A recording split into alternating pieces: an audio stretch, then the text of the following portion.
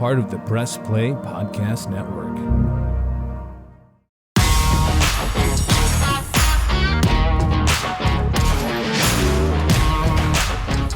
Welcome to the Dennis Manoloff Show, the latest episode, as most episodes have been, brought to you by Jordan Powell, produced and directed by JP. He does a fantastic job. It's been a little bit since we got together for a Dennis Manoloff Show podcast, part of the Press Play Podcast Network.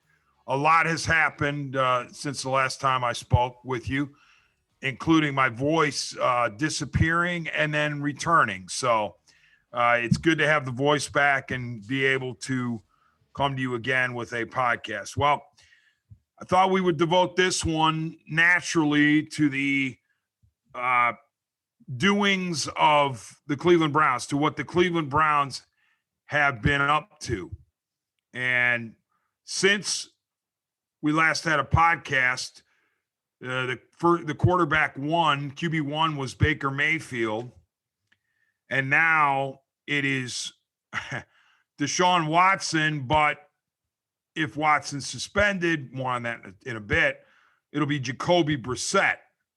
And technically, legitimately, Baker Mayfield is still a member of the Browns.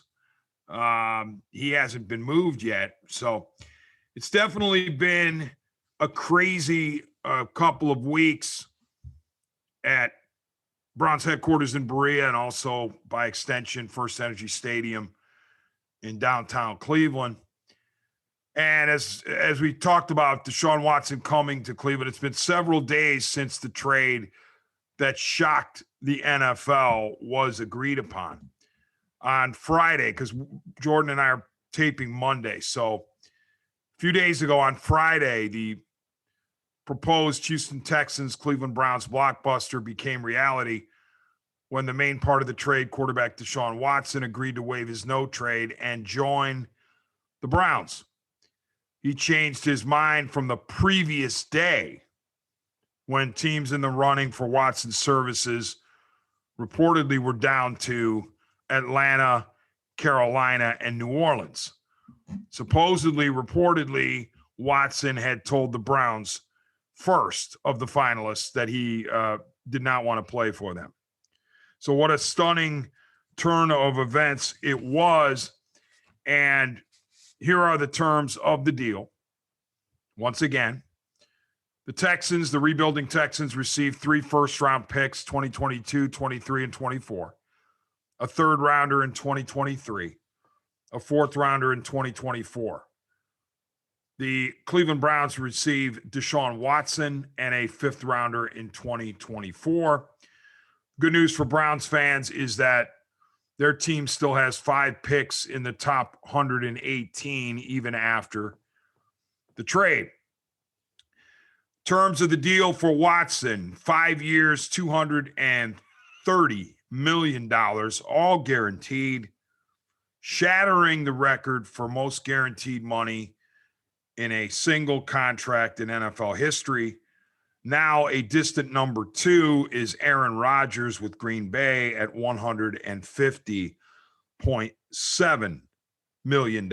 So what to do and how to grapple with the news that Deshaun Watson is coming to Cleveland? Well, all that has rattled around in my cage since, number one, we learned that the Browns were desperately interested, and then when we heard that Watson had turned the Browns down, and then when we heard that the Browns were back in it, and not only back in it, but they were the winners of the Deshaun Watson lottery. All that's rattled around in my brain can be summed up in one word: conflicted. I'm genuinely, earnestly conflicted about this trade and about Deshaun Watson coming to Cleveland. Now, I articulated that on my radio shows, on News Radio, WTM 1100, 106.9 FM in Northeast Ohio. And some of the listeners, apparently they weren't listening to me as I described what my definition of conflicted was, or how I came to be conflicted. And they were automatically saying, well, how can you be conflicted about what Deshaun Watson is alleged to have done? It would take 10 hours to chronicle what Deshaun Watson is alleged to have done. Let me just say, if you don't know by now, then you must be living under a rock. I'm not going to sit here and provide the details. All I'm going to tell you is that you need to Google Deshaun Watson civil lawsuits, Deshaun Watson allegations, Deshaun Watson massage therapists, and that should bring you up to speed. Bottom line is there are 22 civil lawsuits pending against Deshaun Watson for conduct unbecoming of a male. Some of it outright, sexual, deviant behavior. Those are the allegations. We know that recently he was cleared on the criminal side. In other words, the allegations, it was deemed by the prosecutor down in wherever they are in Texas, whether it's Houston or suburb of Houston, I don't know where, it was deemed to not rise to the level of criminal activity. When that news came down,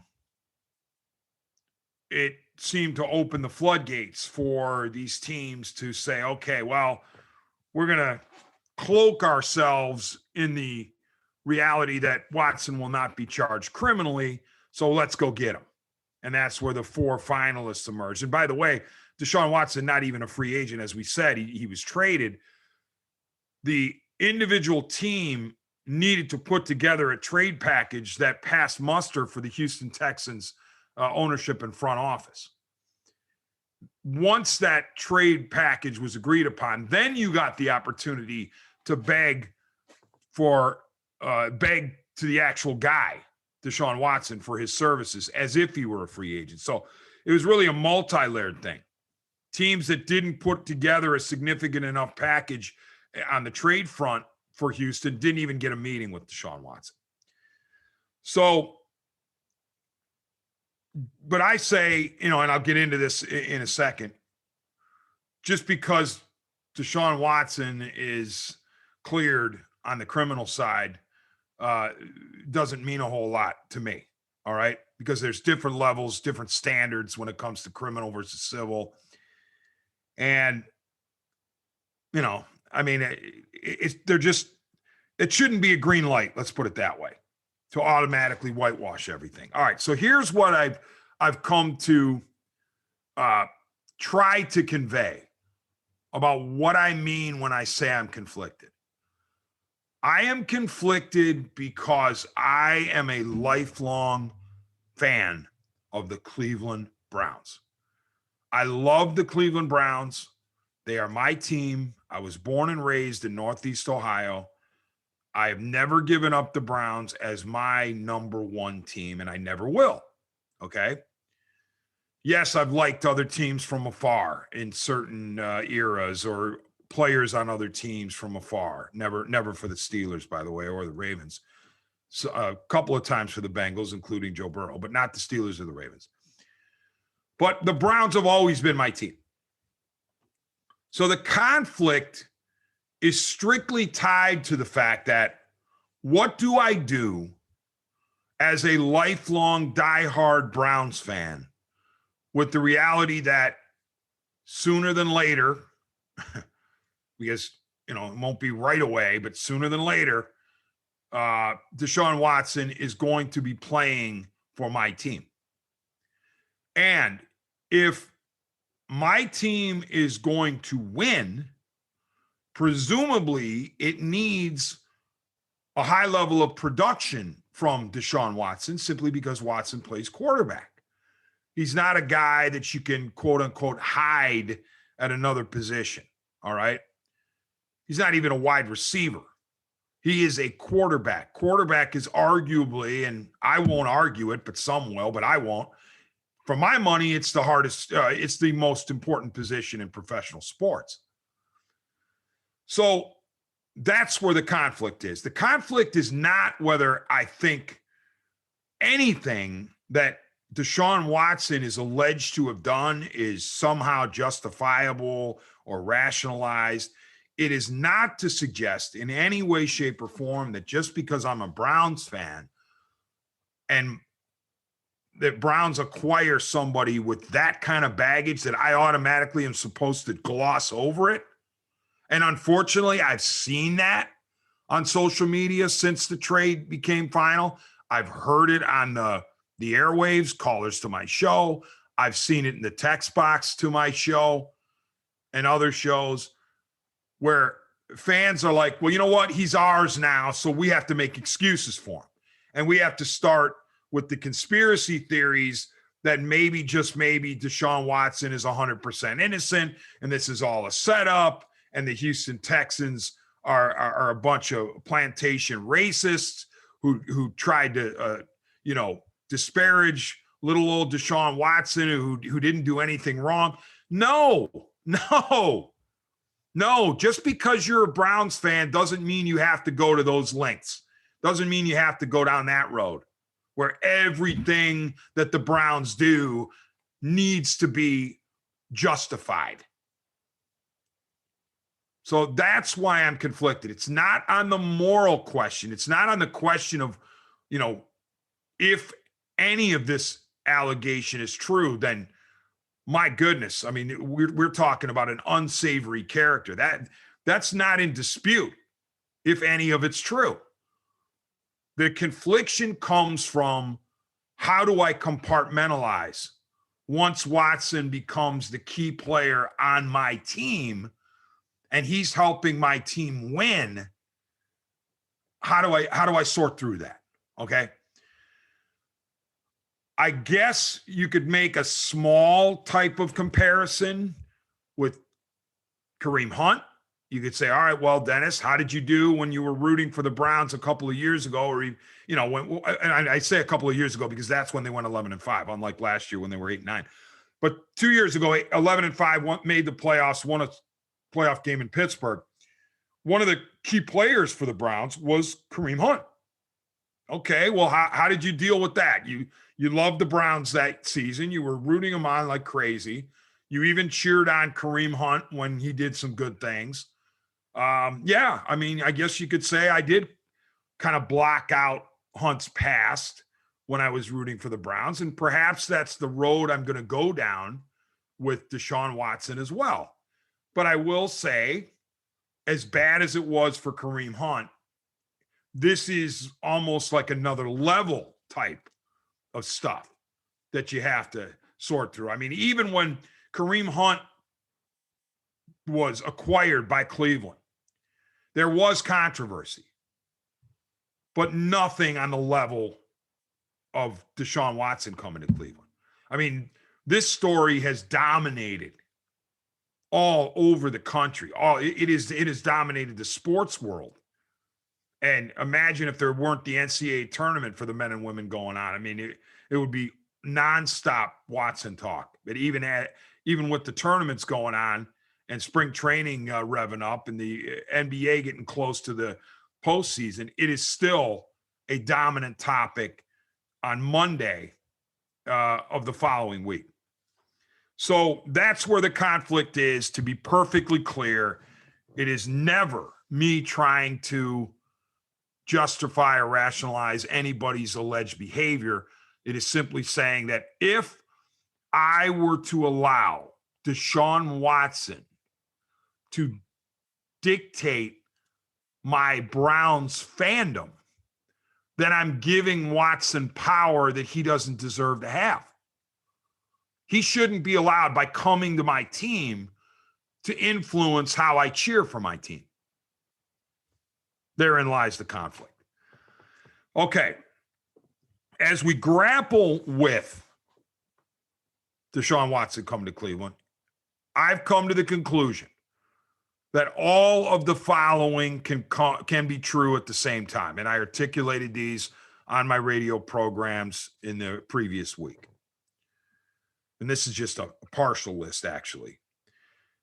Number one, Deshaun Watson is a terrific talent, and he plays, as I said, arguably, and not in my mind, he does play the most important position in pro sports. Number 2, the Browns determined that Baker Mayfield was not the answer at quarterback, that he's not a franchise quarterback, and the Browns also saw what the AFC was doing in terms of stockpiling talent and recognized that they're going to be spinning their wheels if they don't get a franchise quarterback in here. And they also recognize that franchise quarterbacks, just by virtue of their skill set, are in short supply. If franchise quarterbacks were everywhere, then there wouldn't be a run on them, and there wouldn't be that many teams that were struggling.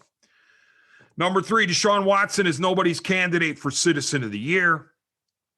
He has, as we've chronicled, been alleged to have done some things to 22 women, and it's very serious stuff, even if it didn't rise to the level of criminality, at least in the eyes of the courts. Number 4, just because criminal charges won't be leveled against Watson doesn't mean that he's no longer under a cloud of suspicion and controversy. Number 5, the Browns, specifically the Haslamone Browns, are desperate to win. The Haslamone Browns often resemble a clown show as they go about trying to win. Number 6, the Browns and plenty of other teams, not just in the NFL, but in pro sports in general, put winning above morality. If you have skills, we will invoke the everybody deserves a second or third or fourth chance clause, or we will talk about how you are innocent until proven guilty on everything. Number 7, the Browns backed themselves into a corner after Watson had told them they were out of the running on Thursday, and their QB1 at the moment, Mayfield, asked to be traded subsequent to that. So they stayed on Watson even though he had said no, and the Browns ended up beating out the reported finalists of Carolina, New Orleans, and Atlanta. Number 8, the bottom line here, as is so often the case, is cash, cash, and more cash. I don't question Deshaun Watson's desire to win, and I think the Browns have a good roster, probably not as great as some people think, but good enough. That said, I tend to align with those who think what changed Watson's mind from Thursday into Friday wasn't so much the desire to win or the assessment that Cleveland's roster was vastly superior to that of New Orleans, Carolina, or Atlanta, but what changed his mind was dollar signs. Lots and lots of dollar signs. And quite honestly, there's nothing wrong with that, as long as you're honest about it. The Haslam ownership pleaded to Watson to accept $230 million guaranteed, all of it, over 5 years. What were Watson and his main agent, David Mulugheta, supposed to do? Walk away from that? No, they're not going to walk away from that kind of cash. So don't insult me by telling me it was about anything but the money, especially when you are agreeing to come to the AFC North, which has some pretty formidable opposition in Cincinnati and Baltimore, and Pittsburgh's defense is still pretty good. Plus, you're getting traded, or you're remaining in Houston to Cleveland. You're remaining in the AFC, where I mean, come on. All you have to do is look at what's happened in free agency and the trade market over the past couple of months, how good the AFC has gotten. So I'm not buying for a second that Deshaun Watson chose the Browns over the other teams because he felt the Browns gave him the best chance to win. He chose them because of the dough. And there's nothing wrong with that as long as you come clean about it. Number 9. The Browns are full of it when they claim they thoroughly investigated / vetted Watson vis-a-vis the allegations and Watson the person and all that. No. Don't insult my intelligence with that either. But the Browns already have. They put out the statement, oh, yeah, we did our due diligence and everything. Oh, really? Well, you didn't even talk to the attorney that represents the accusers. I mean, come on. You didn't talk to any of the accusers. And here's the thing. If the Browns actually did due diligence on Deshaun Watson where the allegations against him are concerned, then all of those women are lying.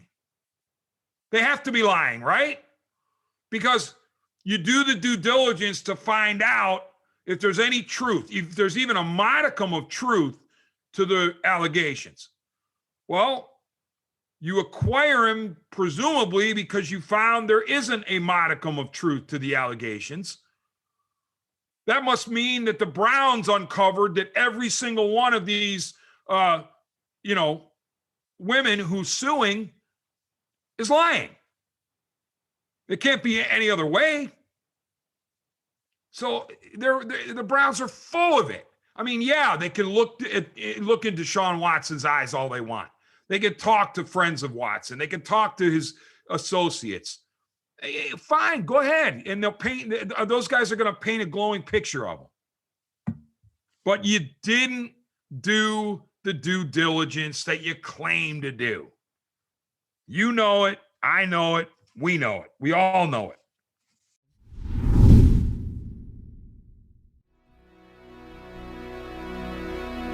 Hey everybody, it's Sam Amico from Cavs on the Break NBA podcast. Be sure to give us a listen for all your Cleveland Cavaliers recaps, analysis, breakdowns, draft talk, free agency. The list goes on and on. Give us a listen, Cavs on the Break NBA podcast.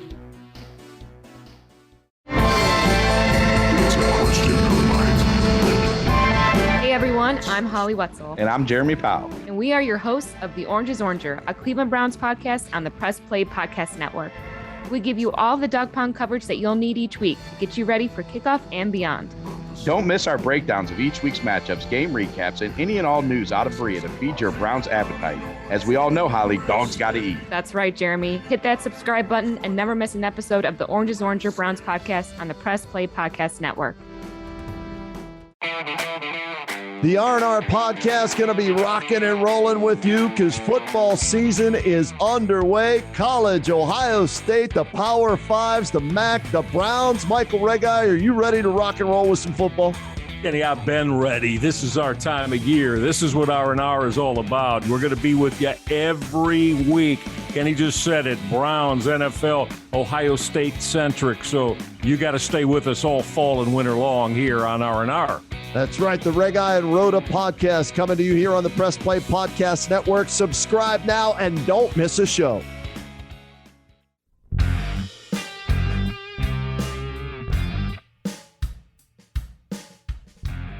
Hey, I'm Jason. And I'm Gary, and we love ball cards. And if you love ball cards too, good news. You just found your new favorite podcast. From breaks to grading. And from collecting to flipping, join us on the Ball Card Show. The sports podcast for the sports collector. Hello, Brooks here with the Books with Brooks monthly book club podcast. We read one book a month and then we talk about it. Books like Stephen King's The Shining or Where the Crawdads Sing by Delia Owens. If you're on the hunt for book recommendations and enjoy sparkling conversation, come read along with us and then listen in.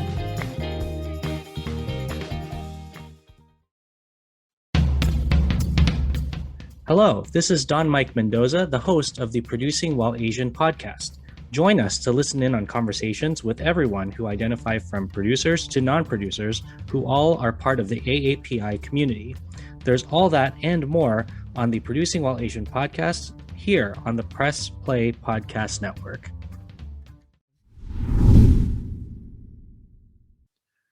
Number, what is we now? What are we on 10? Yeah, number 10. The Browns did Baker Mayfield dirty. Just because the Browns did Mayfield dirty doesn't mean, though, that they lied to him. It just means that business is business, and the Browns weren't willing to give Mayfield a mulligan for last year's injury-plagued struggle. I do find it fascinating, as a bit of a sidebar here, that Baker Mayfield did not land in Houston. And you say, well, Dennis, the Houston Texans have Davis Mills. Oh, really? So you're going to tell me that the number 1 overall pick in 2018, who set an then NFL rookie record for touchdown passes with, I believe it was 27 in 2018. And then in 2020 had a pretty darn good year for an 11-win regular season team and won a playoff game in Pittsburgh. You're going to tell me that guy? I mean, that season was in 2021. You're going to tell me that guy has fallen so far down the quarterback depth chart in the NFL that he's behind Davis Mills? I mean, I get that the Texans are rebuilding, and yeah, Mayfield would cost what, $18.8 million or something like that. But if I'm the Houston Texans with Nick Caserio running the show, I say to the Texans, you're going to give us all of what we ask for in terms of picks, and you're going to throw in Baker Mayfield. Okay? Well, you sit there and you go, well, the Browns are going to say no to that. Oh, really? You sure about that? You sure the Browns are going to kill a deal for Deshaun Watson over Baker Mayfield? Of course they won't. They would have gladly thrown him in. So how in the world do the Houston Texans not take Baker Mayfield for essentially a song? It's mind-blowing to me. And I'm not sitting here as a Baker apologist saying that. I'm simply going, you mean to tell me you couldn't bring in Baker Mayfield to challenge Davis Mills for the number 1 job at quarterback when this guy was all the rage just a couple of years ago, and 4 years ago he was the number 1 overall pick? So it's mind-blowing to me how far Mayfield has fallen, and how his struggles last year, even though he clearly was injured, nobody seems to factor those in anymore. It's like, oh, well, you know what? He was terrible last year, and who cares if he had a left shoulder that he couldn't lift over his head, or an arm that he couldn't lift over his head, and all these other injuries. Oh, who cares? He was just terrible, and he's destined to stink for the remainder of his NFL career. So yeah, I'm a little stunned that, and admittedly, I haven't done my due diligence to find out why the Texans might have passed on Mayfield, but you'll never in a million years convince me that if they wanted him, they couldn't have had him for nothing. I mean, just as a throw-in, because there's no way the Browns were going to kill that deal by digging in and saying, well, we're not going to give up Baker. We want to trade him somewhere else where we can get value. What value are you going to get for Baker? Especially now, you'd be lucky to get a 3rd-round pick out of him.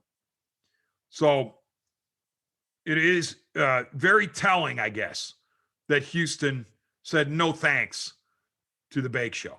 And continuing with the list of all of these things can be true at the same time. Number 11, unemployed pro sports general managers, head coaches, and assistant coaches, while sitting at home, don't get attaboys from currently employed GMs and head coaches and assistants who are proud of them for digging in on moral grounds. That point was hammered home by my producer on the radio side, Frank the Tank, one of my producers. When we were wrestling with the whole Deshaun Watson to Cleveland situation, and he said, hey, the reality of it is that Andrew Berry, and we don't know this, we don't have sourcing, and we haven't spoken to the principal parties, but we're just imagining. Frank and I were imagining, and Frank was pointing this out to me and hammering the point home. Andrew Berry is general manager. Let's say deep down in the, in his gut, he's not bullish on Deshaun Watson, let's say, for some reason or another.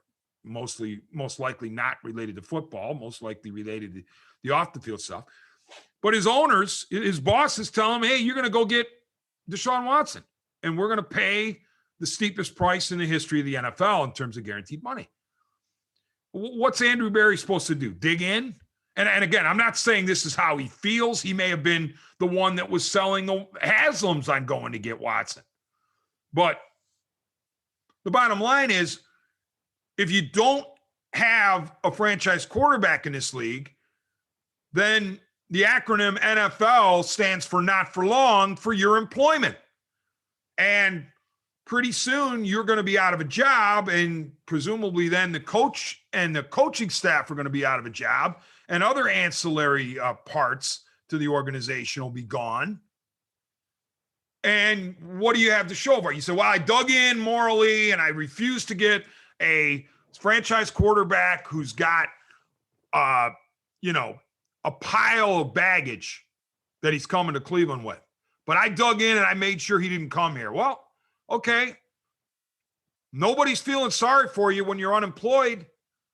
That's the reality of the situation. And the other thing, too, is a franchise quarterback, no matter how unsavory that quarterback is, has a lot of livelihoods depending on his performance beyond just the head coach and the GM and the front office, or the other members of the front office and teammates and all that stuff. I mean, there's a lot riding on the success of a franchise quarterback. People's livelihoods are affected in the NFL by whether a quarterback is good or not. So that's another part of this whole deal where you hear the rightful anger, frustration, and everything else about Watson coming to Cleveland, but you try to juxtapose that with the reality that, one, if Watson didn't come here, he was going somewhere else. And two, if you've got a franchise quarterback, a lot of people can make a lot of money. If you don't, a lot of people stand to lose their jobs. And number 12 on the partial list of things that can all be true at the same time: greasy, grimy, unsavory characters infest all level of sports, amateur, high school, college, and pro, you name it. And to that one, I go back to, I keep going back in my mind to the Kansas City Chiefs. A couple of years ago, the Chiefs won a Super Bowl over the San Francisco 49ers. They are not my favorite team, the Chiefs. Obviously, the Browns are. And even non-Browns teams that I care about, the Chiefs aren't on the list. But when I looked at that Super Bowl, I preferred the Chiefs over the 49ers just because of AFC, but partly because of AFC, mostly because I like Patrick Mahomes, the quarterback of the Chiefs, and I love Travis Kelce, the tight end of the Chiefs. And I didn't really have anybody on the 49ers that I liked to the magnitude of Patrick Mahomes or Travis Kelce. Therefore, I wanted the Chiefs to win, and I rooted for the Chiefs. And when the Chiefs won, I was happy. I was happy for Mahomes, and I was really happy for Travis Kelce. Well, guess what? The Kansas City Chiefs employed that year and continue to employ Tyreek Hill, the wide receiver, the incredibly talented wide receiver. But as I said, if you want to do the digging yourself, go right ahead. Google Tyreek Hill legal trouble or Tyreek Hill domestic trouble, and that should bring you up to speed. So I asked myself, was I allowed to root for the Kansas City Chiefs on behalf of Patrick Mahomes and Travis Kelce, even though Tyreek Hill was on the team? Was Patrick Mahomes allowed to rejoice in his first Super Bowl ring on what will certainly be a Hall of Fame career, even though Tyreek Hill was on the team? Was Travis Kelce, the tight end, allowed to rejoice in his first Super Bowl ring in what will almost certainly be a Hall of Fame career, even though Tyreek Hill was on the team. Chiefs fans, they rejoice and they're thrilled with their Chiefs winning the Super Bowl. But guess what? A guy who played a prominent role is Tyreek Hill, a truly greasy, repugnant person, in my opinion, and in a lot of people's opinion. So what happened there? What happened on Kansas City's march to the Super Bowl? Well, obviously, the vast, vast, vast majority of Chiefs fans compartmentalized the whole Tyreek Hill thing, put him in a box, appreciated his talent, and didn't worry about Hill's off the field stuff while they were going to win a Super Bowl. And I'm not, again, justifying it or rationalizing it or excusing it. I'm simply saying that the reality is sports are littered with questionable characters, some who have rap sheets, some who have allegations pending, very serious allegations pending, and yet sports continues. Fandom continues. You know, you think about the Chiefs again. Andy Reid, universally hailed as a wonderful man, you know, a father figure, grandfather type, Santa Claus type. Everybody loves Andy Reid. Well, guess what? Andy Reid was the head coach and signed off on Tyreek Hill being the wide receiver during a Super Bowl run and continues to do so to this day. So is Andy Reid a bad guy by association? No, he's not. Is Patrick Mahomes a bad guy because he's a teammate of Hill? No. And neither is Travis Kelce. That's where the conflict comes in. The love of your team versus having to grapple with a character, with an individual on your team, on your favorite team, that isn't good. But in no way, shape, or form should you ever allow your fandom to be so prevalent that you just say, well, not only am I going to, you know, not worry about it, I'm going to make excuses for it. No. You deal with the uncomfortable nature of it. It's okay to be conflicted. It's okay to feel like you have to take a shower after hearing the news. And it's very difficult. And I don't know if I'm ever going to come to terms with it. I'm just going to have to pray, in the case of Watson to Cleveland, that my love of the Browns rises above Watson. And even if he's playing great and leads the Browns to the Super Bowl, I'm able to just look at it as the Browns won the Super Bowl. And yeah, they employed Deshaun Watson, and he was a key part of it. But I prefer to focus on the Browns as the team and not the individual. All right. Thank you very much for listening to this particular podcast. We will talk to everybody soon.